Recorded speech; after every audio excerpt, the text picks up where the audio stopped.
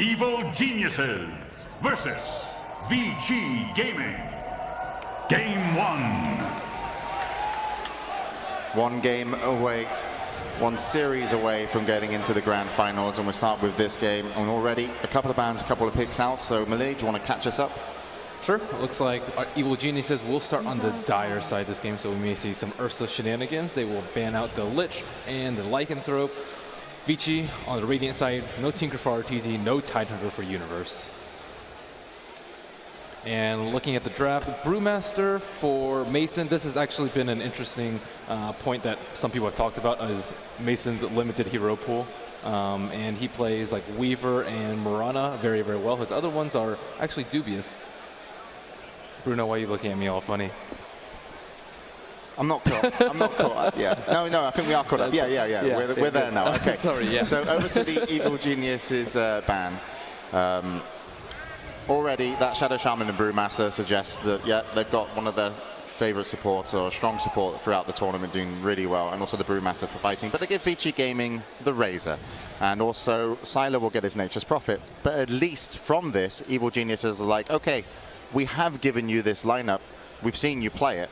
They must have an answer somewhere within their draft. Yeah, of course. I mean, when they get the Brewmaster on Mason, this is probably one of the few teams that actually give the Brewmaster the safe lane and they give them the farm. They can get RTC on any other hero, they can do some other stuff. And are you okay? We're not being heard. Yeah, well, they've cut us off. Yes. Oh, they cut us off. That's pretty well, but the stream can still hear us, I guess. I hope. Okay, I hope Stadium, so, yes. Bring back. Bring back sound. Hello. Hello. Give sound. Give sound. I think the stream can still hear us. Yeah. Hello, stream. Hello. Yeah. Oh, this is back. Yay. Okay, yeah. Haha. We're back. Sorry, Shiva had a really foul mouth during the draft. We had to. Yeah. We had to just mute it for a second. I'm sorry, it won't happen again. That's all right, Shiva. We forgive you. All right, so continuing into the draft. Naga Siren's going to be removed by Vici Gaming. As we mentioned, Vici Gaming got what they want. Doesn't really show exactly what they're going to do. Nature's Prophet and Razor, but of course, you're going to be worried already about the push. Yeah, and again, we're going to see what happens with that. Vici Gaming is playing into lineup, but what I wanted to say is EG bringing that safe lane Brewmaster. They will also bring some strong heroes for Universe and RTZ. There's this concept in basketball called the triple threat. Like you have three big guys who can actually attack and do damage to your defense. And that's EG as well, because if Mason is having a good game, Universe and RTZ will pick it up, and vice versa. If anything, they will match up very, very well in each lane. Yeah, I think for Vici Gaming, they have got two heroes that we've seen Sylar play Razor, we've seen Sylar play Nature's Prophet, we've seen Super play both heroes as well. They're very versatile so far as well. And I think they kind of have the same idea to it as EG does, like you just pointed out. 3 core heroes, and if one doesn't work out, there'll be another one to back it up. Both Nature's Prophet and Razor, both very strong heroes, and able to just make the game their own if they choose to. And Vici is just very flexible, too. You don't know who's going to play Nature's Prophet. Exactly. It could be Super, it could be ROTK. I'm likely to think that, or it could be a Sylar one, rather. And he does get that early Orchids often and encounters so many heroes like Brewmaster. Okay, and it's going to be a Sun King, and we have probably the two supports, Shadow Shaman and Sun King. They can create a lot of stuff. They can roam together, create a lot of space, farm the jungle. These two guys are really efficient. Zai and PPD will have to bring the raid game. But also, the thing that I'm concerned about is that EG are still leaving the door open to the Death Prophet, with which Vici Gaming did so much damage. Evil Geniuses has so much team fight, though. I don't necessarily think they're scared of Vici's 5-man death ball, and they still have a big team fight hero in Universe if they want to go that route. He can always pick up the Faceless Void as he's been playing so many times. Yep, definitely the Sand King adds a lot of oomph to the team fight that Evil Geniuses needed, and you can tell from the last 2 bans, the Veno and also the Pugner, that they are worried about Vici just getting momentum in this game and getting the push. So Evil Geniuses show their supports. Vici Gaming, they look to pick and see if they can take advantage of this. But they can go a lot of places, Vici. They seem quite versatile with the 2 heroes that they have.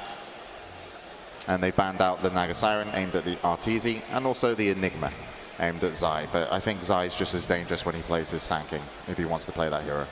Yeah, both Shadow Shaman and Sand King are kind of supports that you want to put a lot of money on, and are also, of course, Sand King can actually go into the jungle and get a fairly fast Blink Dagger if he chooses to, if he gets the space, let's just put it at that. Shadow Shaman and Sand King can also roam together, so perhaps we'll see a Boots first Sand King. it's very versatile. Even though both supports are very specific in what they do, they can actually fulfill multiple roles very early on. I'm just curious which one they'll decide to put most of their money on in this case. I like how Evil Geniuses picked up Sand King and Brew for Zai and Mason respectively. Instead of drafting more late game, we've seen Zai play like heroes that are really good in late game, like Enigma and Ursa, and they tend to not fall off like Sand King. But if you're Evil Geniuses, you worry about getting to that 35, that 40-minute stage in the game without giving up too many Roshans and towers. And Rubik picked up for Vici Gaming. Good hero in this game. Going to add a little bit of magic resistance to the Sand King ulti, but also a lot of nice spells to steal. Burrow Strike is huge on Rubik. That can turn fights. Also, if you're lucky enough to get the Brewmaster split, that can also be big for the Rubik. So Rubik's been working out for Vici Gaming thus far. And actually, Evil Geniuses are going to pick the TA. Now, this is interesting because these two did meet in the group stages, and Evil Geniuses ended up winning over Vici Gaming, and they did play the Templar Assassin. So they're going to bring back the TA. It was successful for them last time in the group, and they go for it again. And yeah, it's a lot of physical damage. It was really effective. They had the TA as well, and they had a lot of lockdown in the support. It was Mirana Shadow Demon back then. It was not Rasa, but they still fulfill the same purpose. The carry player in that case was Morphling. He just will melt early game to this kind of ganks. If RTC starts rotating with the Templar Assassin, he will create so much space. And now with the Rubik Leshrac, I'm still not particularly scared, because unless the Leshrac actually pops the Diabolic Edict, there's nothing in Vici Gaming's lineup that can do multiple instances of damage. So if you want to burn through that refraction, you will have to right-click through it. Yeah, and Mirana actually could still get picked up by EG here as well if they want to maybe go slightly aggressive, which is definitely something that they could be doing with the heroes they have. Mirana would not be the odd one out, and we could even see Brewmaster off lane, although not really a typical universe hero. The most important thing for Vici Gaming is stopping Evil Genius's Roshan attempts, though. They have Shadow Shaman and Templar Assassin, and even if you want to take a fight there, you have a Sand King hidden somewhere and a Brewmaster ultimate. So I think Evil Geniuses probably gets the first Roshan for sure, and that will prove to be a lot of trouble for Vici if they're looking to get towers. Oh, that's an old one. We bring back the Universe Darkseer. In my opinion, he's the best Darkseer in the world. And with this lineup, he has the potential to create so much. We're going to see what happens. USA. Not only do I think he's the best Darkseer in the world, it's by a pretty large margin, too. Yeah. He is phenomenal with Darkseer. I'm going to add a lot of synergy with their team as well, especially with that Sand King. But you know, sometimes we've had some Darkseers play in this tournament, and the only thing that's really hurt them is just level dependent. You know, they really get shut down. So it's hopefully Universe, if he gets a decent game, if you're an Evil Geniuses fan, he'll be able to really kind of contribute to these fights, because if he does and gets that kind of Blink Dagger mech, we often see Darkseers going much more towards the Blink Dagger in the later stages of this year. It's such a good initiation, and it also helps out the Sand King, the Brew, the Templar in terms of having another person that can initiate if you can get that Blink Dagger. So it can be very dangerous for what actually looks like, if you think about Leshrac, Rubik, and Nature's Prophet, a pretty squishy lineup. And also not a very mobile lineup. So in terms of getting Blink Daggers, Sand King, TA, Darkseer, Shadow Shaman, Brew, go 5 Blinks, and I mean really, Vici Gaming is not going to be able to run away from I'd much rather see the TA kind of go for that like Mushi build, you know, in terms of the Yasha or drums to start with, but certainly it will be pretty deadly as a combo with Darkseer and Sand King manage to get themselves a blink, and that will be a sign of Evil Geniuses. Final 5 seconds for Vici Gaming. They have to pick a hero right now, and they go with the center, taking a page out of LGD's playbook. And now they can run away if they need to. They needed some mobility. I like it. They would have really liked it too. I think that's why Darkseer fell off a lot, is because of the popularity of Doom. So here we go. All right. Well, the crowd's ready for this. We're ready as well. And it looks like the players from both teams are picking up their heroes. You can see Universe taking that Darkseer. Super will be playing the Razor. Cider on his Nature's Prophet. It's worked out so well. And this game, you need momentum going into this series. It will be about momentum. It will be very hard to come back even from a 1-0 deficit. So first game, overly important, and especially for EG, as it's their first time playing on stage. Vici Gaming going to be a little bit happier maybe with the warm-up that they've had. We'll see if they can take that momentum through as well. So let's get into the game, and we go over to our commentators. It's LD and Cinderin. Welcome back, ladies and gentlemen. We're live here from Key Arena for the lower bracket finals. I'm LD. Of course, to my left is Cinder. And Cind, This is going to be a good one. Evil Geniuses, the home crowd favorite, but up against a very impressive looking Vici Gaming. They took down DK, RTK, and Super once kicked from that team and replaced for the current DK roster. Some called them the Dream Team. They proved it wrong, and now they look to do the same to EG. It's true. It's kind of been a... Oops. Let me just fix that. Oh, there we go. Yeah, Vici have been on a roll today. Honestly, they've been very, very impressive, and EG are going to have a hard game ahead of them. What I want to point out about this game, and that it seemed like the panel were really happy about too, is the Darkseer pick. I think this hero has been forgotten. I was talking to Matt about it yesterday, saying, where did Darkseer go? He's actually a great hero, especially on the Radiant, and we couldn't really find a conclusion as to why this hero was never picked up. I think that the Doom call was a really good one. Doom has kind of taken over in the offlane in many cases, and when he's picked up, Darkseer gets a lot weaker, but if there is a team that brings Darkseer back, it will have to be EG with Universe on it, arguably the best Darkseer player in the world. Yeah, and what's amazing to me, actually, if you look at the draft, was Doom was banned with the 5th ban. It was ignored, I don't think so surprising by EG, but especially by Vici Gaming. They first picked that hero time, so, well, we'll see if they end up regretting it. But with that being said, let's go ahead and introduce our teams. Our challenger who had to work through the bracket the hard way today, it's Vici Gaming on the Radiant. You've got RTK playing the Centaur Warrunner. The Razor going mid, being handled by Super. You'll have Fenrir on the support Leshrac, FY the Rubik, and then in the bottom lane goes Sylar as the Nature's Prophet, and they'll get a haste rune to start this one off. It is spotted out though by an EG ward. And for Team EG going from the bottom up, it's going to be Universe in the offlane on the Darkseer. In the mid lane, it will be Arteezy playing as the Templar Assassin. PPD will be playing the Shadow Shaman support. We've got Zai on one of his best heroes, the Sand King, and then finally Mason, as expected by the panel, will be playing the Brewmaster. I want to quickly point out, Vici Gaming, very, very good at the dual roam, and Arteezy's Fury Day. He's actually started with boots first on TA, and this is not a common build for him by any means. Helps you a bit against the Razor as well, but still Super, draining a lot of damage to start the lane off. This is, in my book, the hardest one-on-one lane for Templar Assassin out of any, at least with the hero pool that's being played right now. Razor will just beat heroes that don't have any alternative way of farming apart from attack damage, and Templar Assassin is completely built around that. So when you drain the damage with Static Link, Templar Assassin loses all her laning presence. So Super should be able to a great start in that lane. Here in the woods, Fenrir could go for a stun.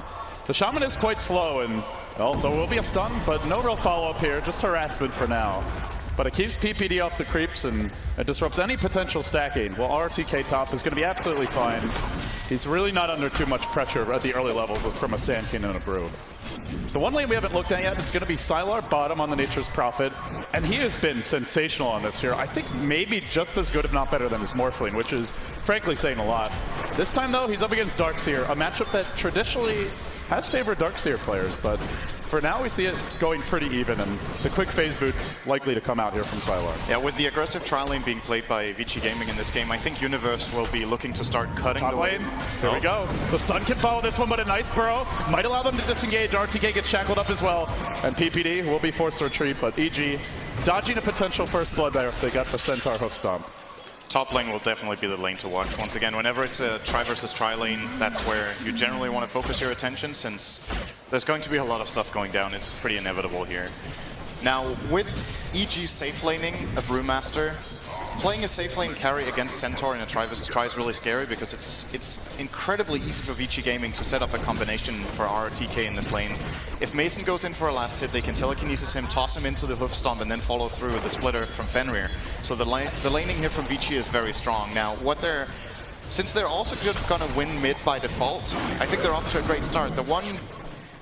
I guess the one hard lane to call is the bottom lane. I would say, like you said, Darkseer in theory has quite an advantage here, but if Sylar plays as well, I don't think they'll be gaining enough to justify losing mid as hard as they are right now for Team EG. And there's the cutting of the weight from Universe. It's about time. Yeah, he's going to start skipping now. The Prophet is getting close to phase boots, and Sylar has the gold for this, so it means he's a little bit more difficult to dive under the tower. But the nice thing about Darkseer offlane, and one of the reasons why we saw it picked for a long time against these aggressive trialing with Prophet supporting safe, is as soon as you leave the lane, Darkseer could just take the tower. He pushes really fast with the creep skipping, and at least EG will get that trade. But, of course, if you bring Sylar top, you get 2-3 kills. It's still going to be worth it for Vici, so it's just really going to come down if they find the opening Sind. And with this Observer Ward here, towards the top lane, they've got a nice vision of the dire jungle. Bottom lane, Universe actually going for a bit of a dive here on Sylar, but... Oh, Sprouted. There's no back yet. No this could be bad. He's under tower. Universe dropping low. He's going to south. He can't get it off. Oh, Universe. It's so rare to see him ever give up an early kill. Especially in one-on-one. I've only seen it once before this tournament. I believe it was as Tidehunter against Death Prophet, which was against Team Newbie in the winners bracket, I believe. And there was some support for the Death Prophet in that lane, at least at some parts of the game. At the time when he died, it was 1v1, but I seem to remember there was a support there earlier. And this is huge, because this was not a lane that Sylar should be winning, but now he's more than a full level ahead of Universe. He will have the ultimate, the Wrath of Nature. And because of that, he'll be able to help the other lanes a lot. Even going to steal the rune here from Arteezy, who was desperately looking for some sort of impact in this mid lane. And Vici Gaming have found the stack. They've dropped a Sentry Ward down there as well. So they know what the Sand King's up to. And they're not going to give him a free early Blink Dagger, something that, frankly, Zai is accustomed to having. Whether he's Enigma, whether he's Sand King, he finds this farm as fast as any other support out there. I think equal to AUI 2000 in that regard. But, well, he's not going to have access to it. And if he goes for its end, the Prophet ult you mentioned can really help out. And we haven't talked that much about the farm in the top lane, but it's a try versus try. The Centaur has 26 for 13, the Brewmaster 8 for 0. They're wrapping around. Are they going to bring in the Prophet here? They used the ult earlier. It didn't really do anything. Just pushed out the wave a bit. I'm surprised they didn't reserve that for a potential engagement. But wise decision from Vici to not go for that dive. The creep wave already on the Latraku has 500 health, so... And for now, Sylar is with he's just going for that early Orchid Rush that we've seen. Picks up the additional robe of the Magi, and he starts to hit pretty hard with this in. It's about 100 damage already on a hero with phase boots. Even with the surge that can come out from Universe, you can still do a couple of extra auto attacks even as he runs away, and that can make the difference. They're trying to get their stacks off now, but Arteezy won't be able to resort to this. The Sand King can get a little bit out of the medium camp, but the supports are just waiting to go. And as soon as that Prophet ult pulls down in 30, they'll have a +1. EG spouted out again. Can they get in range for anything? No, not able to do so yet.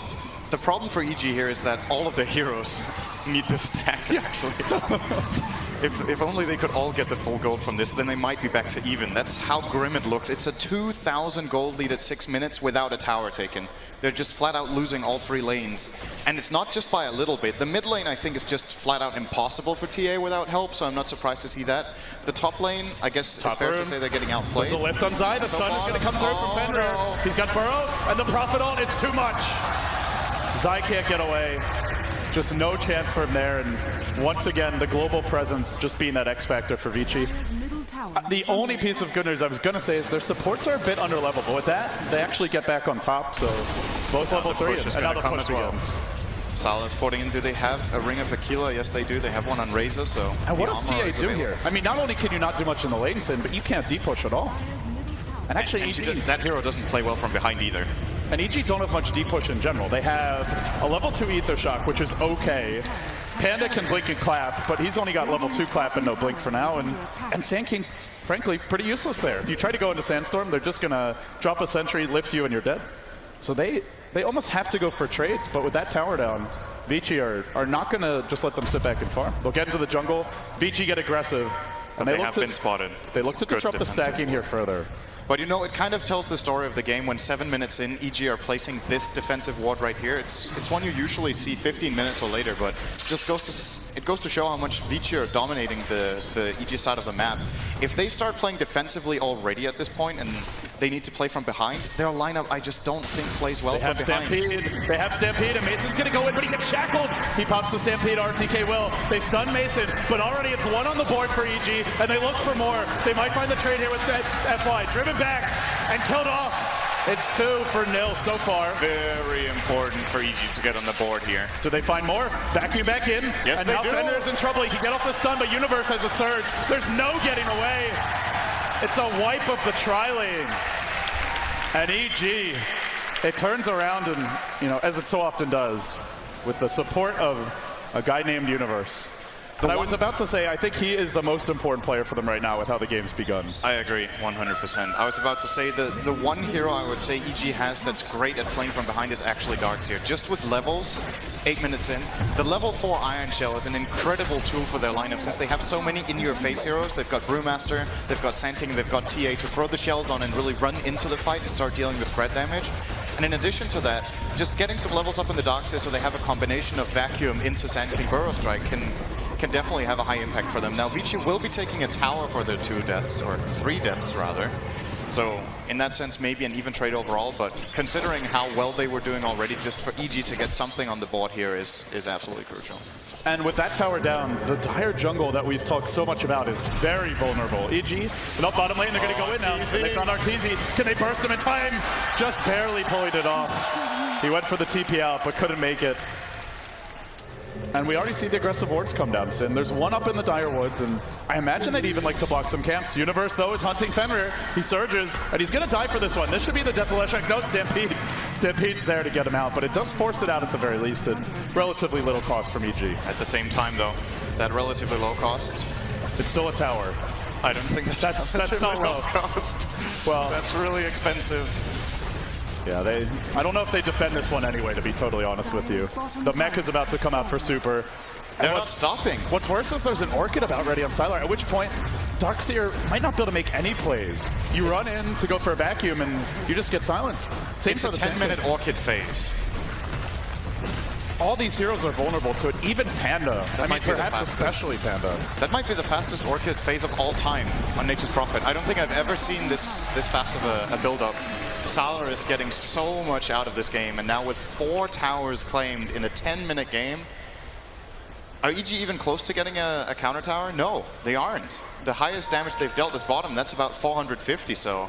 They're close to Blink Daggers. That's got to be the engine for the comeback. The Brew has a split, and he's got 1,900 gold. The Sand King, being played by Zai, has 2,041. He doesn't have Epi yet, but he is close to level 6. That's the only way I can see them turning these fights. That or just dodging them, but Vici are not going to let you dodge fights. This is one of the best teams at just forcing you to engage. 5 mana towers. We saw it against DK. They tried to split push, but they had to come because, you know, with this Razor, he's always threatening to kick down the front door. And they get the mech. Speaking of trying to just farm, Arteezy looks like he's building a recovery Midas, I want to call this. It's not even that late, but... Can you get away with this game? I think the plan for EG is they know how far behind they are, so the goal is, okay, we're going to hope that our team fighters, the Darkseer, Sand King, and Brewmaster, can buy enough time for Arteezy to start getting scary for the mid-late game. But... well, Vici say the mid-late game... Is there any time? 11-minute base push? Isn't coming. It's not coming. They're going high ground now. They're not going to let EG sit back and farm. If EG want to fight this, they got to do it the good old-fashioned way, head on. Mason does have a split ready, but remember, there's the instant Orchid silence. So they might need Zai to set up the initiation here, and they will go for that. It's a Burrow and RTK, but the Centaur's not an easy kill until this. He gets shackled, pulled back in by a vacuum. Arteezy, though, he's isolated. RTK will pop Stampede, tries to retreat, and the split comes out. Now they cyclone the Razor, and they try to focus someone down, but everyone's healthy on Vici, and they're not getting kills with the split until the Epi. Zai jumping in, looking for Super, but it's not enough. The mech turns it, keeps him alive. Universe forced to retreat, and now Arteezy's on an island. He can't get out. RTK crushes him with a double edge.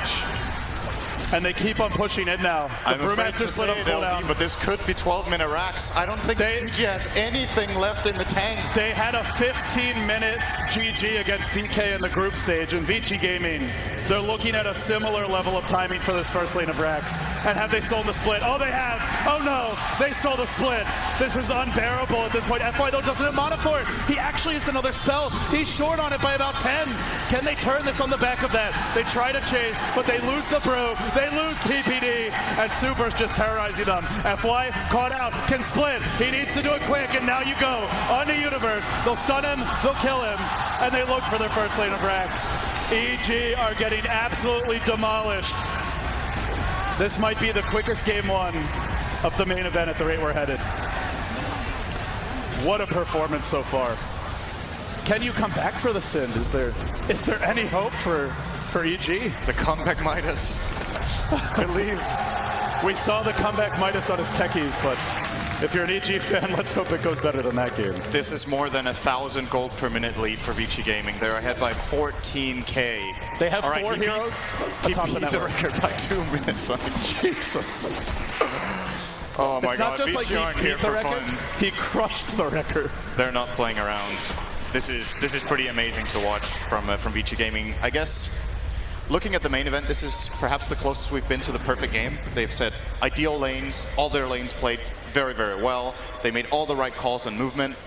And you know, I feel like EG are actually not even playing bad fights. They're just too far behind in a 10-minute game. The base defense was actually pretty valiant, but you know, they just can't overcome it. The very early mech on Razor, as well as the overall just tankability of the Radiant side at this point.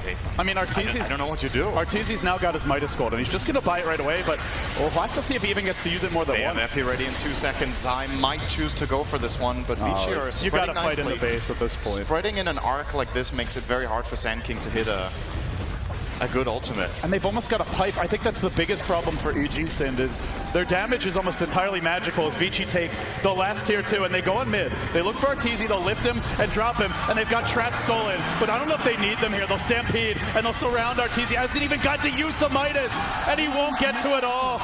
He dies right after the delivery, and that recovery Midas is not helping him recover right now. And now they get the Necro Book as well. But the biggest problem to me, Sind, is the pipe. Once this comes out, where's your damage on EG? It is out.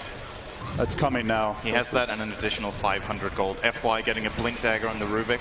They have everything they need to end the game. The only possible way EG can hold the base is with a great combination from Zai and Universe. There is no other way. There's Universe not can even buy a the wall. mech, He but doesn't it even can't have a wall TP. yet. He has to buy a TP, so the mechanism won't be available yet. He'll be TPing to the top lane. He's 50 gold short. Well, while he's Very busy farming that, they lose about half their health on the tower, and the creeps are pushing in mid. Some of these buffer buildings will be cleaned up, but for EG, the focal point is this top lane. They've got to hold the line, or they're going to be dropping game 1, and RTK looks to finish the job. He hasn't gotten the open yet, but he moves forward. He's menacing EG back right now.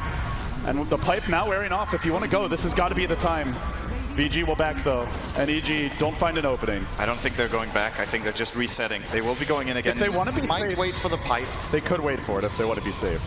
They could use that with the next wave. It's about 30 seconds off, so the moment that reaches, it should be pretty much perfectly timed. They're And at the really same gonna time, play this Sala safe. will just split push. He's got the Necronomicon 3 in a moment.